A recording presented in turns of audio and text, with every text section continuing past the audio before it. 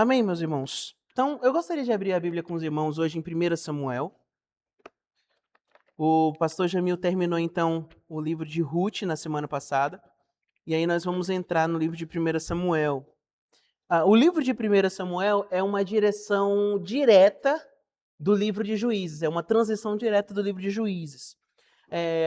Quando foi colocado aqui nas Escrituras, o livro de Ruth é um livro que ele traz um pouco de respiro para o livro de 1 Samuel.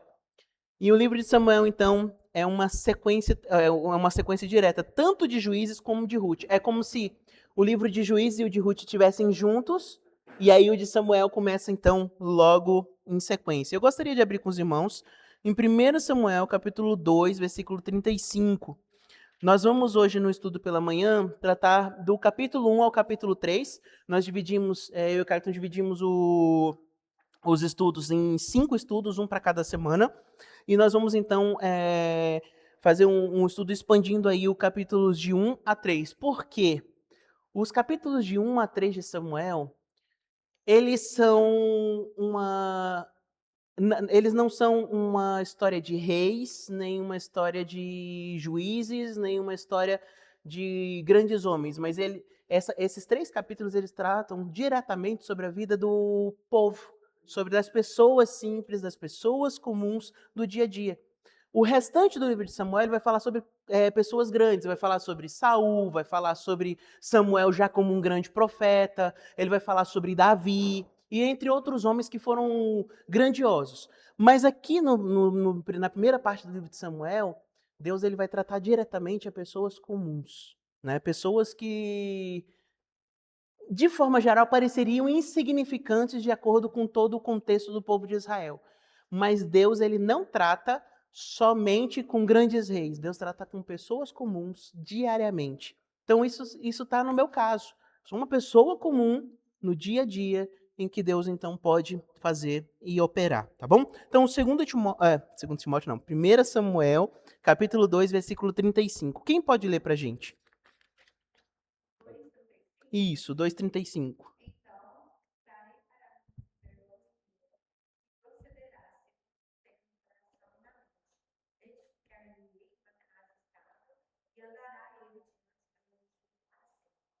Amém? Então, olha, é uma promessa de Deus aqui. Ah,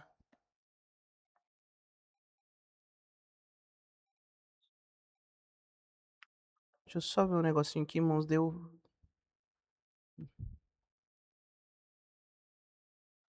ruim no meu aplicativo.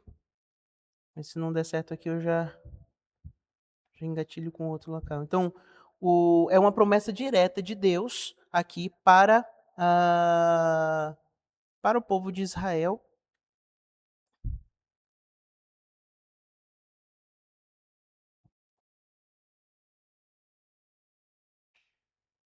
Só um segundinho.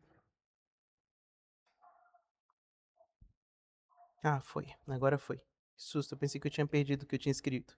Mas tá bom. Então, é a promessa de Deus aqui diretamente para o povo de Israel, em que Deus levantaria para o povo de Israel um sacerdote fiel, né, que agiria então de acordo com o seu coração e o seu pensamento.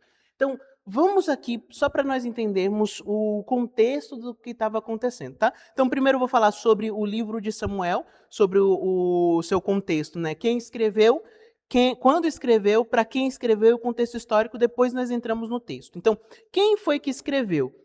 Não existe aqui nas Escrituras, de forma diretiva, quem foi que escreveu o livro de Samuel. Então, tudo se entende pelos estudos que a ideia que nós temos aqui é a atribuição do livro de 1 Samuel diretamente a Samuel e com a complementação depois, posterior, de Natã e de Gade. Tá? Então, a base bíblica que nos dá, então, essa ideia está lá em 1 Crônicas, capítulo 29. Quem é que pode ler para a gente? Só para a gente ir rápido lá. 1 Crônicas, capítulo 29, versículo 29.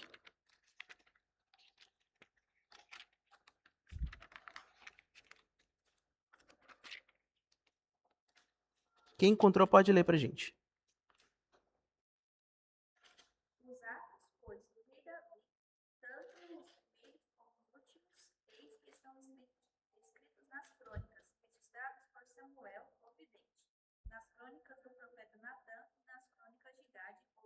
certo? Então, o que acontece? Por que a gente fala isso sobre a questão dos três? Porque, sumariamente, lá no início, o livro de Samuel, o livro de Reis e o livro de Crônicas, eles não eram livros separados. Eles eram livros inteiros. Por exemplo, o livro de 1º e 2º Samuel não eram livros separados.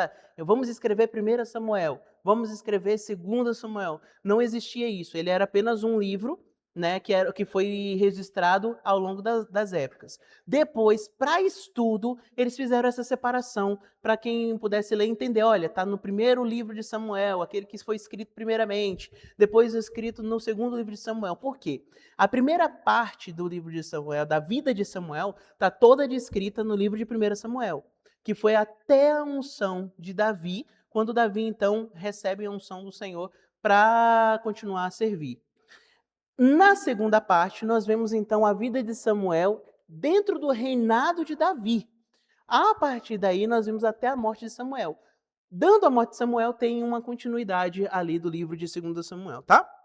Então, só para nós entendermos o contexto. Então, de uma posição acadêmica atual, é que 1º e 2º Samuel fazem parte de uma história chamada Deuteronomista, que se é de Josué até Reis, compilada por autores, então, anônimos, durante ou após o exílio babilônico, utilizando fontes mais antigas. Então, isso é apenas história, tá? Quando foi escrito? Provavelmente ele foi a história ali, o período do histórico do povo de Israel escrito em 1 Samuel está entre 1100 e 1010 a.C. Começando-se então a escrever ali na metade de 1050 até a redação final, que foi aproximadamente 550 a.C., possivelmente ali com uma edição ali a finalização dele lá no 4º século antes de Cristo, 6º século antes de Cristo. Agora, de tudo isso, para quem foi escrito? Só para nós entendermos, ele foi escrito para o povo de Israel, principalmente para a geração posterior à monarquia, tá? Aquela monarquia inicial, que foi de Saul e de Davi. Então, quando foi escrito, foi que o povo entendesse qual era o histórico do povo de Israel, da onde surgiu os reis. Lembra?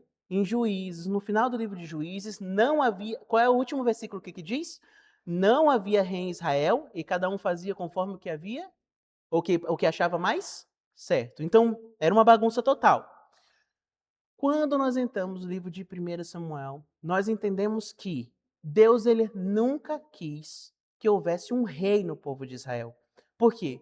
Porque não era um povo monárquico, era para ser um povo teocrático, teocêntrico, onde Deus estava na frente, mandando através de um profeta e através do sacerdote. Não vou falar?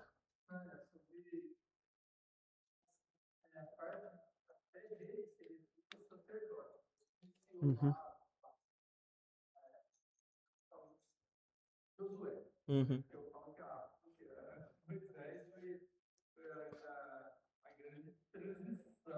Uhum.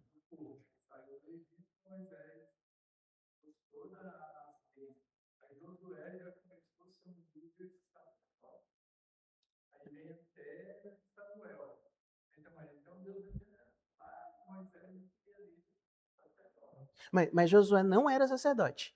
Sacerdote foi como é que foi como é que é o nome da sequência de Eli, né, dos levitas. Então o que acontece? O que acontece? Deus, ele trabalhava sempre o seguinte, ele tinha um profeta e tinha um sacerdote.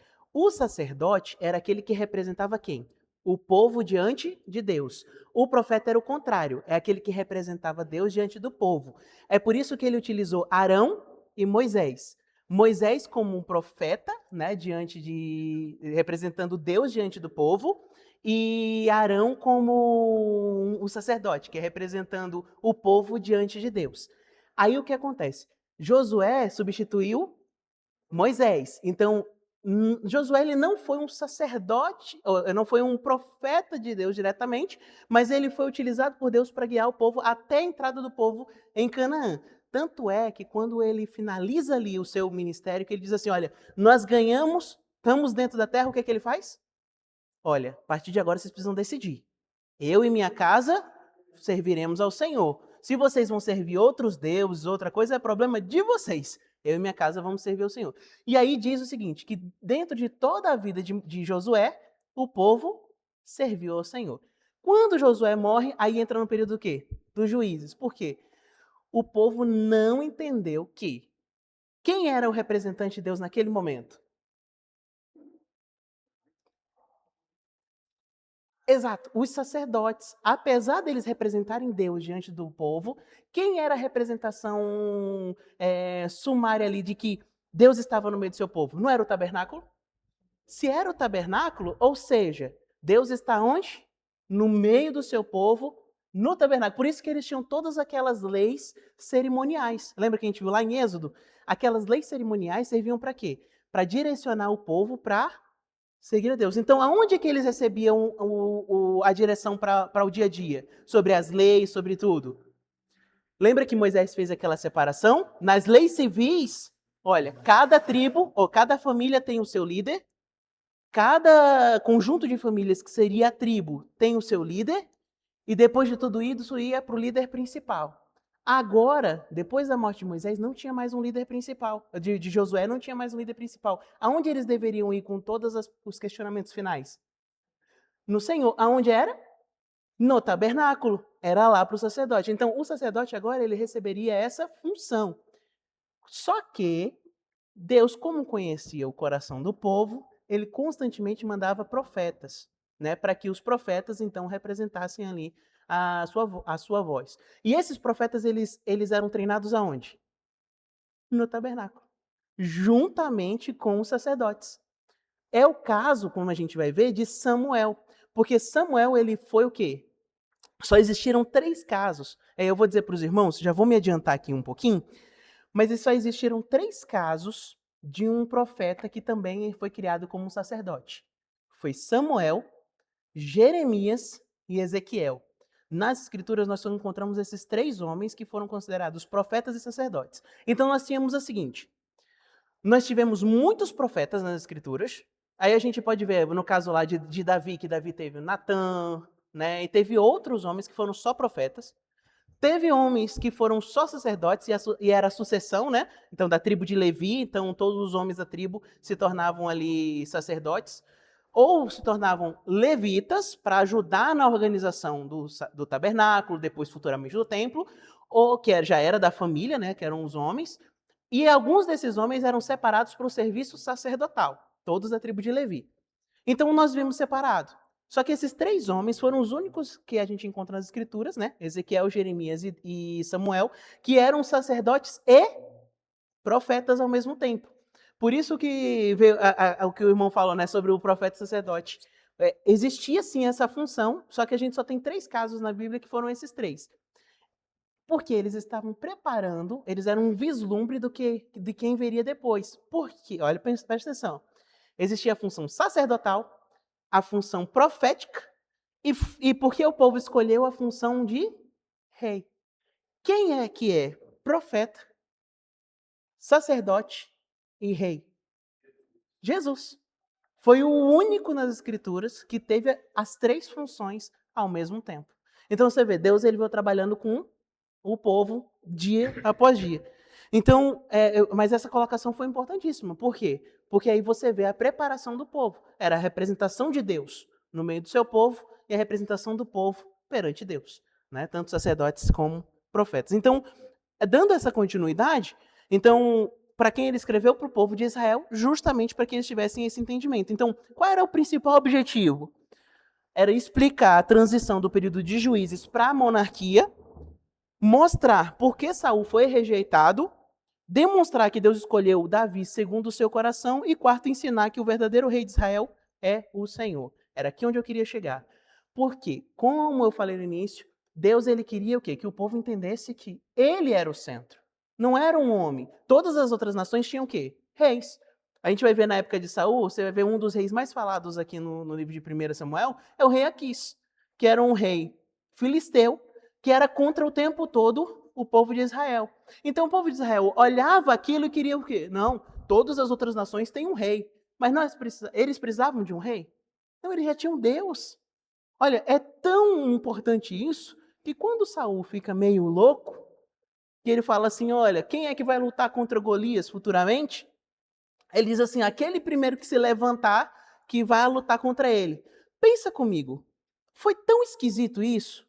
Porque pensa comigo, olha, Saul ele era um rei poderoso, ele era um homem forte, a tribo de Benjamim era uma tribo que era conhecida por serem os melhores atiradores de funda que existem no povo de Israel. Ou seja, era um homem que estava acostumado à guerra, ele já havia ganhado diversas guerras. E ele aceitou que um pastor de ovelhas, que nunca tinha ido para a guerra, que foi a primeira vez que chegou lá, fosse lutar contra um gigante. Deixa eu perguntar uma coisa, isso não é coisa de um homem doido? É ou não é? Pensa comigo, ele colocou a nação de Israel inteirinha nas mãos de um menino que ele não conhecia a descendência, que ele não sabia quem era, que não conseguiu vestir a armadura dele para a luta.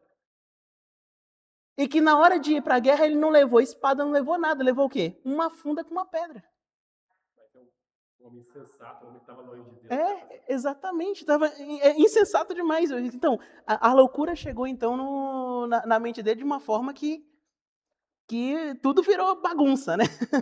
E a providência de Deus nisso também. Não, aí tem a providência de Deus. Tanto é que quando chega no final que Davi derrota o gigante, né, que derrota Golias, o que ele faz?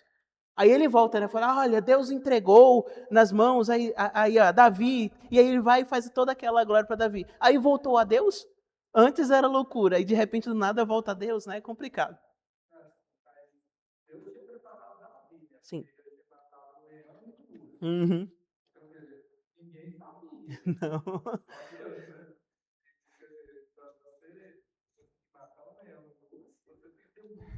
Sim.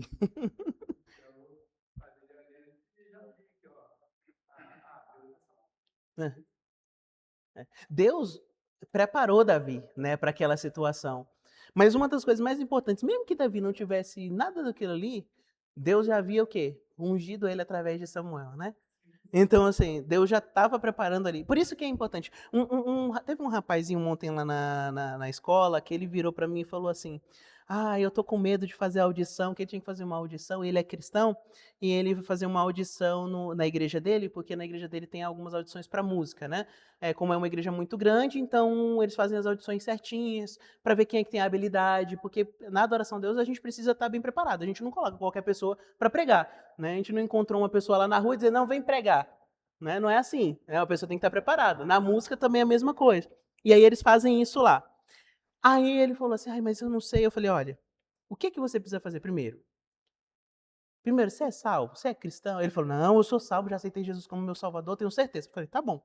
Segundo, você está se preparando? Tô estudando, Pronto.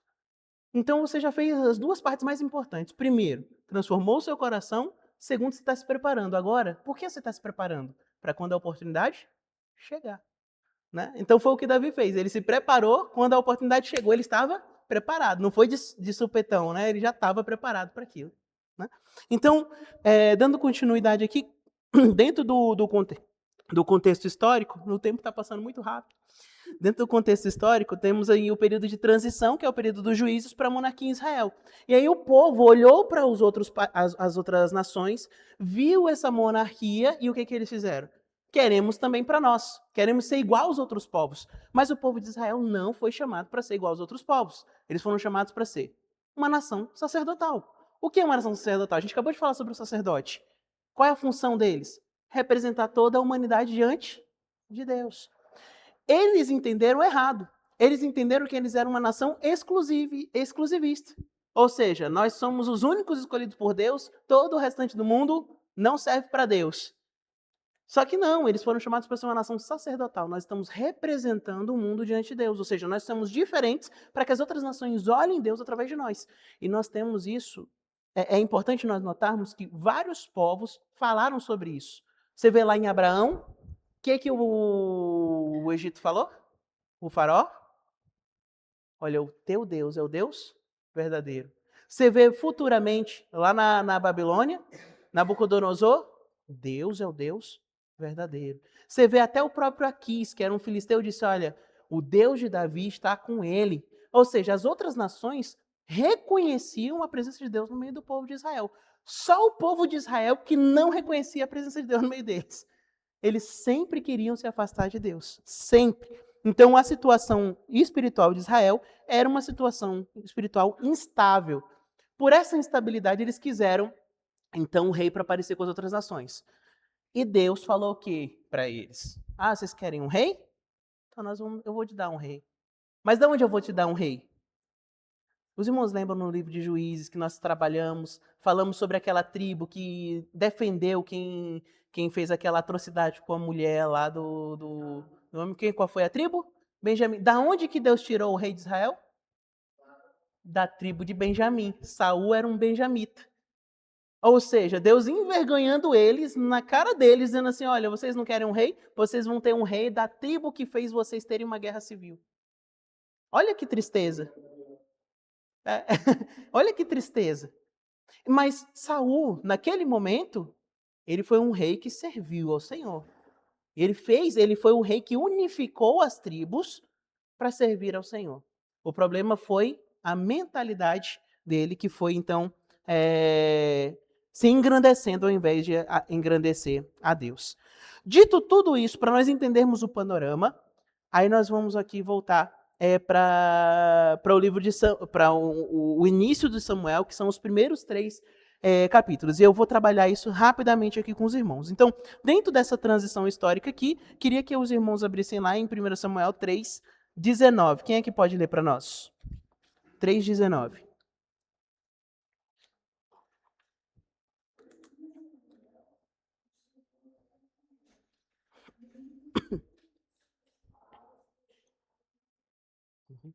Então, deixa eu fazer um resumo aqui rápido para os irmãos. Nós entramos no livro de 1 Samuel e existia um sacerdote chamado Eli. Eli tinha 2 filhos e esses filhos, eles não estavam adorando a Deus da forma correta. O que estava fazendo?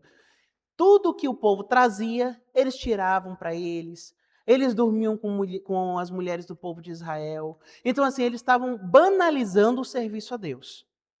Naquele exato momento, enquanto aquilo estava acontecendo, chegou uma moça que era casada com um homem chamado Eucana. E essa mulher, ela então está lá no tabernáculo, orando ao Senhor, entristecida porque Deus não lhe dava filhos, ela era considerada estéril. E nós sabemos que uma mulher estéril no povo de Israel era muito complicado. Por quê? Porque eles esperavam a vinda do Messias. Se a mulher estéril, não poderia ser da descendência dela. Então isso era pesado para as mulheres do povo de Israel, porque ela não suscitaria descendência. E aí o que acontece? Eucana, tendo 2 mulheres, né, a Ana e toda vez eu esqueço o nome da outra, Penina, isso. Ana e Penina. Então, Penina já com alguns filhos, sempre ridicularizava a Ana, dizendo assim que o marido, fazendo uma paráfrase, né, que o marido amava mais ela por conta disso. Só que eles iam ao templo todo ano, ao tabernáculo todo ano para poder adorar a Deus. E o Eucana, por amar Ana um pouco mais, é por isso que Deus sempre colocou um homem para uma mulher. Não dá certo. Ter mais do que uma mulher sempre foi problemático. É exatamente o que aconteceu aqui com Eucana. Deus nunca aprovou essa atitude no povo de Israel. Tanto é que você pode ver, a maioria dos problemas que nós vemos nos homens na Bíblia eram o quê? Por causa de casamento. Ao invés de casar com uma só mulher, casava com várias. Aí tinha um problema terrível. Foi o caso de Abraão, que teve a concubina, aí teve o problema de Sara. Teve o caso de Jacó, que teve 4, né? Foram as duas esposas, né? Que eram irmãs, e depois mais 2, né? Que eram das servas das mulheres, das suas esposas.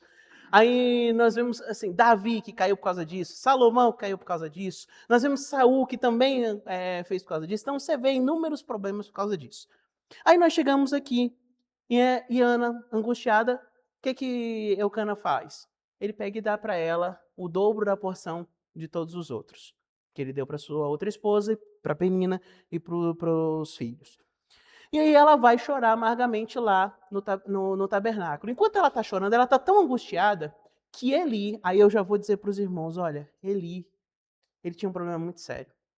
Porque ele era um homem que foi escolhido por Deus como sacerdote. E tudo que ele fazia era errôneo diante de Deus. Ah, mas a gente vê ele repreendendo Deus, repreendendo os filhos e tudo, mas você vai ver. Primeira coisa.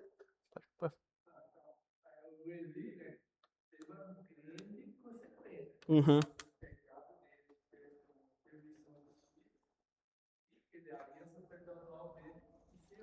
É.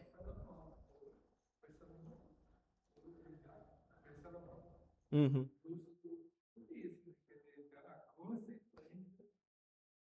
Do pecado.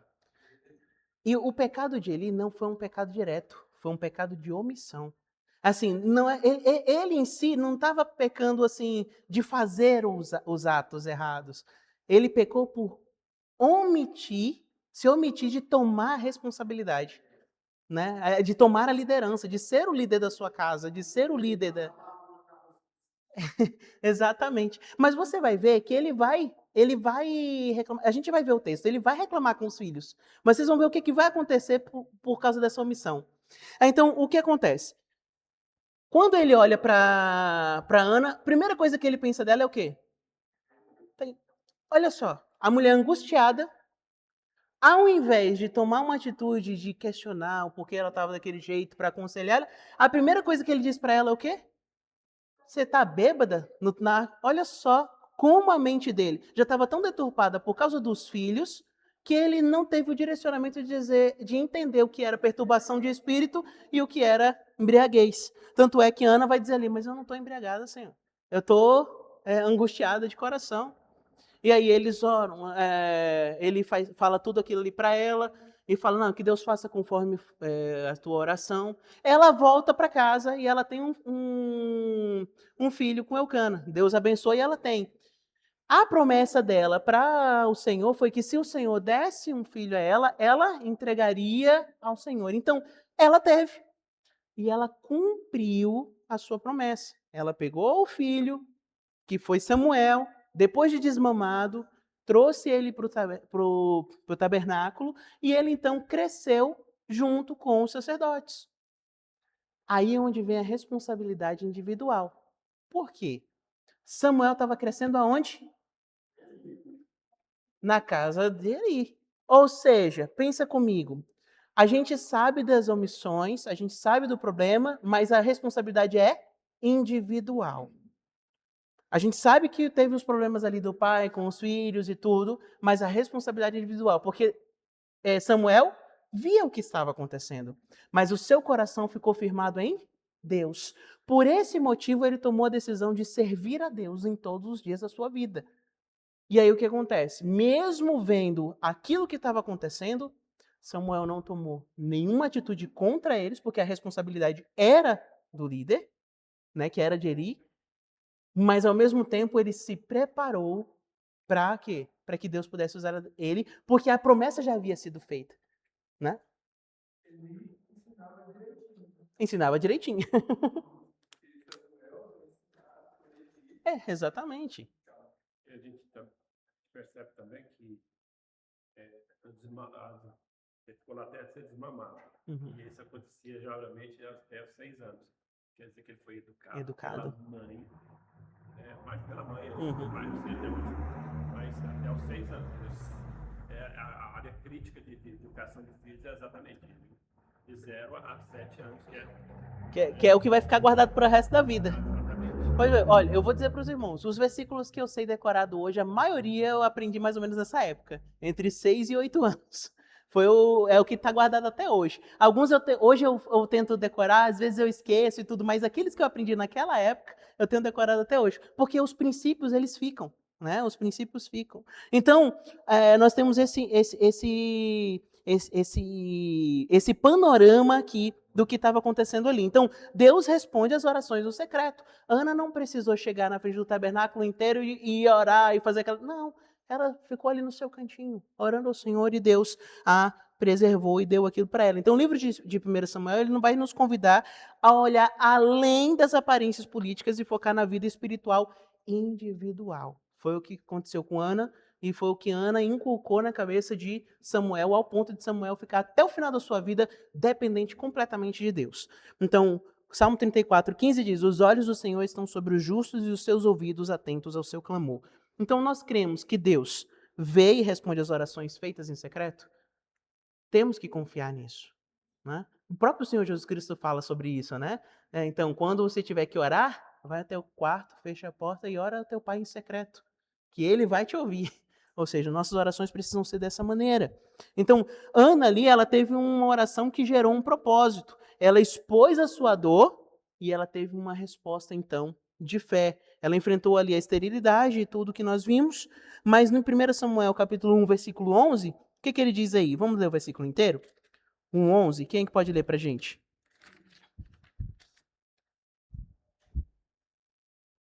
E fez um voto dizendo: Senhor dos exércitos, se benignamente atentares para a aflição da tua serva, e de mim lembrares, e da tua serva não te esqueceres, mas a tua serva deres um filho, homem, ao Senhor o darei todos os dias da sua vida, e sobre a sua cabeça não passará navalha. Certo? Então, ela fez essa promessa, né? Não foi uma promessa, foi um voto ao Senhor, né? Do que ela faria.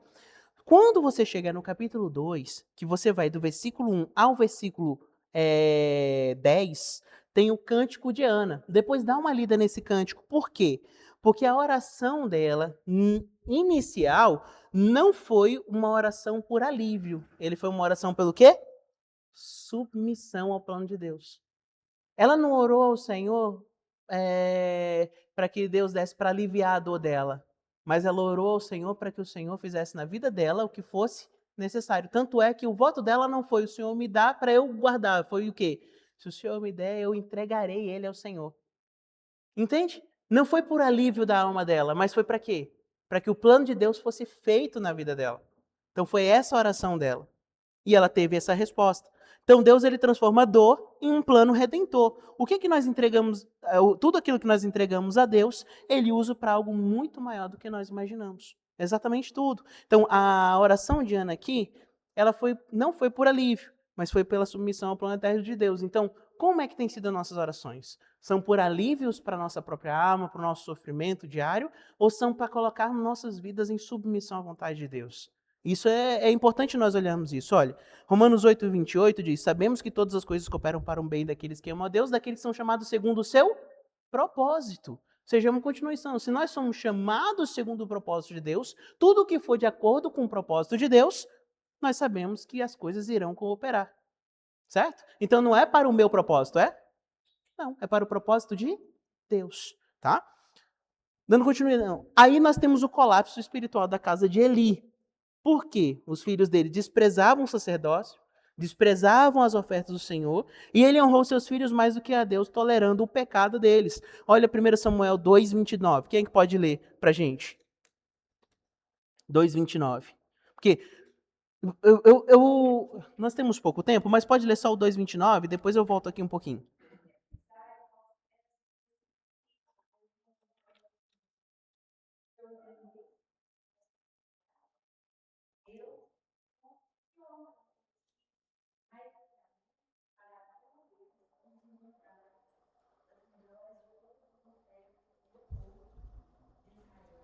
A Bíblia não diz quem foi o homem que falou isso aqui para Eli, só diz que foi um homem de Deus. Se você ver o versículo 27, ó, veio um homem de Deus a Eli e lhe disse. Aí ele vai dizer várias coisas e chega nesse versículo aí.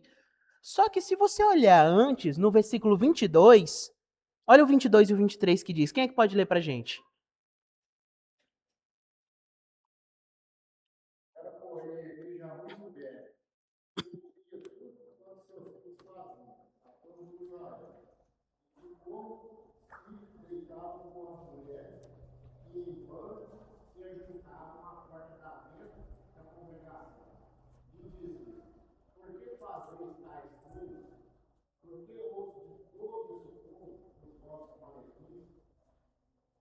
Ok? Olha só. O homem de Deus veio e falou para Eli antes ou depois que ele repreendeu seus filhos? Depois. Porque quando chega depois, ele fala justamente isso. Por que, Eli, você está deixando essas coisas acontecerem? Ele não tinha repreendido já os filhos? Parece que não faz sentido, né? Só que quando nós olhamos dentro do contexto, o que ele fez? Apenas falou. Ele só falou, ele não tomou uma atitude. Ele, como sacerdote, principal sacerdote, ele deveria fazer o quê? O que a lei falava sobre os sacerdotes que descumpriam a lei de Deus dentro do sacerdócio?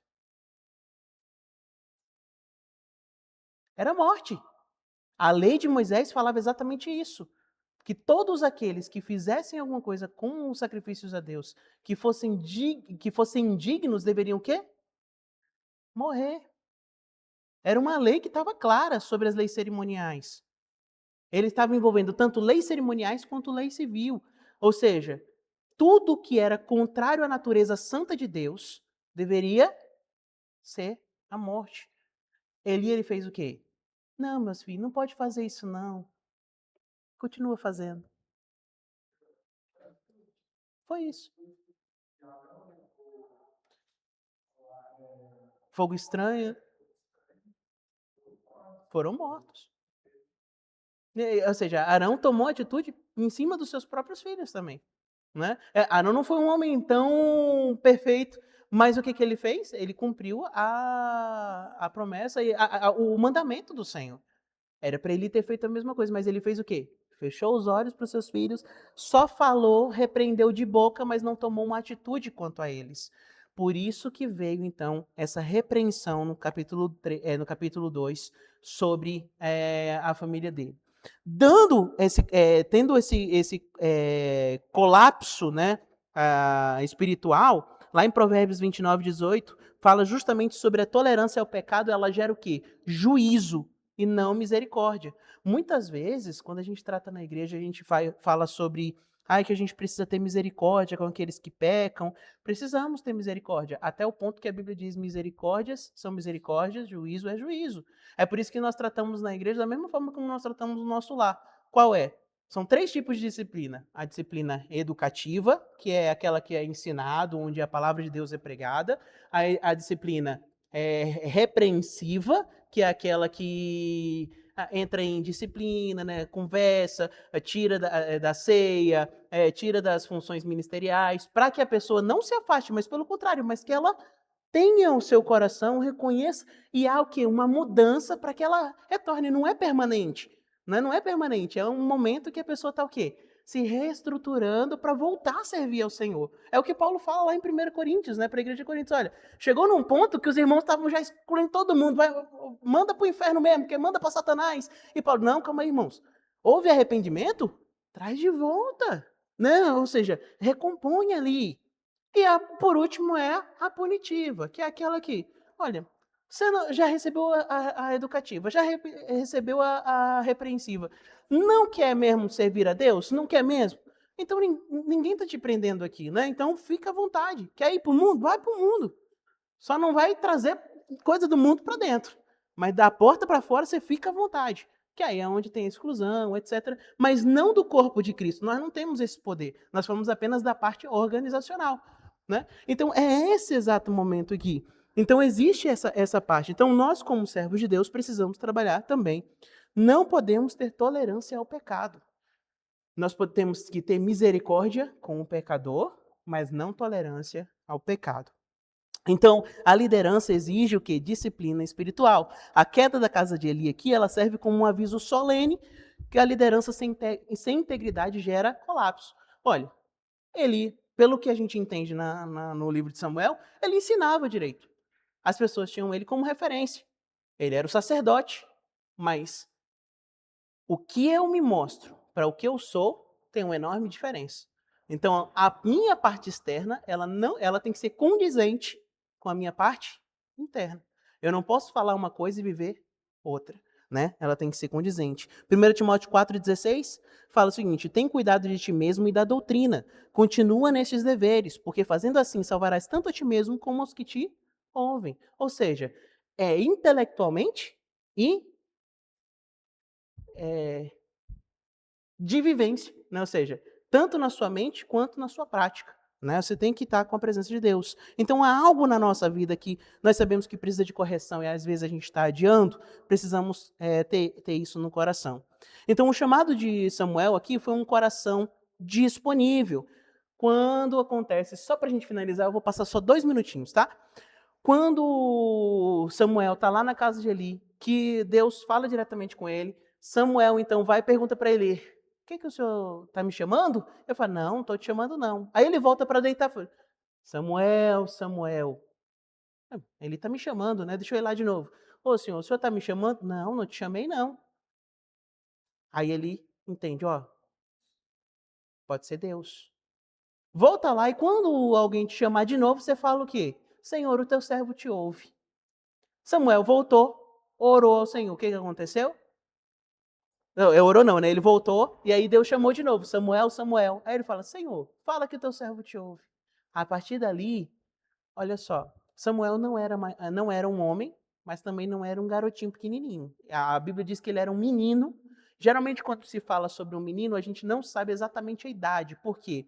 Os homens só eram considerados homens a partir de 21 anos. Antes dos 21, era considerado menino. Então, ele podia ter dos 6 anos até os 21 anos, a gente não sabe. Então, não se tem uma ideia de qual idade ele tinha aqui. A ideia que nós temos é que ele já servia no tabernáculo e diz que ele servia desde quando era menino, então a gente não sabe qual é essa ideia. A gente sabia que ele estava servindo no tabernáculo e as pessoas que olhavam para ele já estavam tendo uma noção de que ele seria um homem de Deus para servir. Então nós chegamos aqui nesse momento em que Deus expõe a vida de Eli para Samuel. E aí chega no outro dia, Eli chega para Samuel e fala, olha, fala para mim o que Deus falou para você. Agora, não exclui nada do que Deus falou. Samuel, obediente, falou tudo. A resposta de Eli para ele, eu não sei, assim, a gente não tem escrituristicamente falando sobre como foi a expressão que ele falou, mas olha só o que diz aqui no versículo 17 e 18. Então eu lhe disse, que é que o Senhor te falou? Capítulo 3. Que é que o Senhor te falou? Peço-te-mo que não me encubras. Assim Deus te faça o que bem lhe aprouver, se me encobrires alguma coisa de tudo que te falou. Então Samuel lhe referiu tudo e lhe contribuiu. E disse ele, é o Senhor, faça tudo que bem lhe aprouver. Olha, quando eu fui olhar essa frase no hebraico, ela também não dá o teor da resposta de Eli aqui. Mas podem ser duas. A primeira é com tristeza e gratidão a Deus. É o Senhor Deus. Que Ele faça tudo o que Ele aprouver. A segunda pode ser de zombaria, que é o Senhor, né? Então que faça tudo que Ele aprouver. Então de duas uma. Ou ele estava com o coração entristecido pelo que aconteceria, ou ele estava zombando ao Senhor, será que isso vai acontecer mesmo? Vai nada, isso aí é conversa. Então, a gente não sabe exatamente qual foi das duas versões, mas uma coisa é certa, ele sabia qual era a resposta de Deus.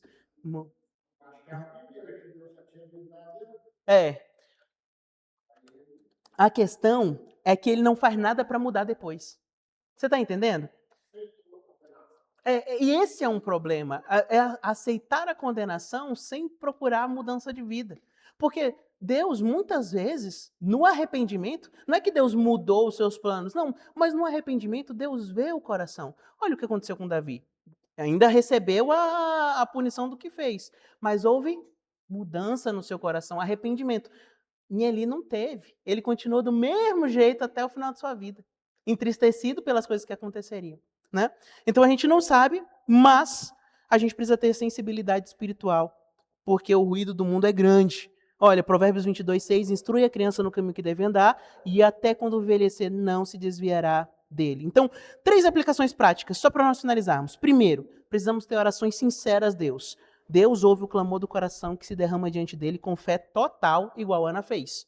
Segundo, a fidelidade, porque não é só se derramar diante de Deus, mas é utilizar o que Deus deu como uma herança fiel. Eu sou fiel ao Senhor. Então Deus busca e levanta líderes que agem de acordo com o seu coração e com o seu pensamento. Tá? E terceiro, a responsabilidade, porque não adianta eu orar sinceramente, ter fidelidade ao Senhor de fora, se eu não tiver a responsabilidade de servir ao Senhor da maneira correta internamente. Porque a negligência espiritual e a tolerância ao pecado têm consequências sérias para a liderança e para o povo. 1 Samuel 2,35, né? Levantarei para mim um sacerdote fiel que agirá de acordo com o meu coração e o meu pensamento. Então, grandes histórias, meus irmãos, acontecem em lugares simples. Foi o que aconteceu com Ana. A história de Ana mudou toda a sequência do povo de Israel. Samuel foi um dos maiores profetas depois de Moisés no povo de Israel. E o que ele fez foi ungir 2 reis que serviram ao Senhor inicialmente. Infelizmente, um deles se afastou completamente, mas o outro serviu até o final de sua vida, apesar dos erros.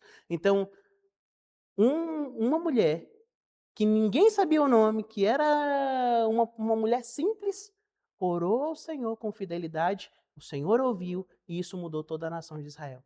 Então, Deus trabalha conosco, com pessoas simples, no dia a dia. E essas histórias podem não fazer efeito hoje, mas se até Cristo voltar, nossas histórias, elas vão continuar perpetuando através das nossas gerações. Amém? Amém. Então vamos orar ao Senhor? Pai, aqui na Tua presença, nós queremos te agradecer pelo privilégio que o Senhor nos dá de servir ao Teu nome. Nos ajude, ó Pai, a orarmos ao Senhor com fidelidade, com corações dispostos a servir ao Senhor, trabalhar com fidelidade, que nós possamos colocar os nossos corpos em disposição ao Senhor e também fazer as coisas para o Senhor com responsabilidade. Que o Senhor esteja na nossa frente, guiando a Tua igreja, nos guiando individualmente, para que nós possamos servir ao Senhor. É isso que nós te pedimos e te agradecemos, em nome do Senhor Jesus. Amém. Amém.